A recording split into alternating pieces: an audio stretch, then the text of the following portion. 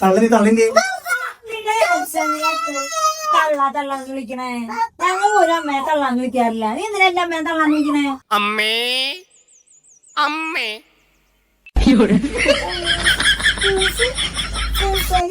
Guys, അങ്ങനെ അമ്മ പറഞ്ഞ പോലെ ഫൈൻ കിട്ടിയില്ല.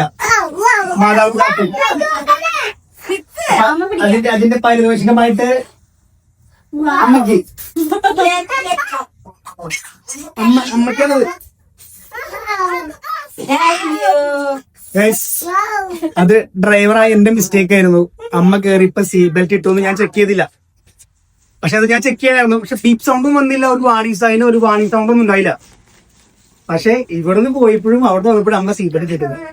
ഫൈൻ അടിച്ചില്ല, ഫൈൻ വന്നൂല. മാതാവ് കാത്തു അമ്മ പറഞ്ഞ പോലെ. അപ്പൊ അത് മാതാവിന് നന്ദി പറയും. അമ്മ അറിയില്ലേ ഒരുപാട്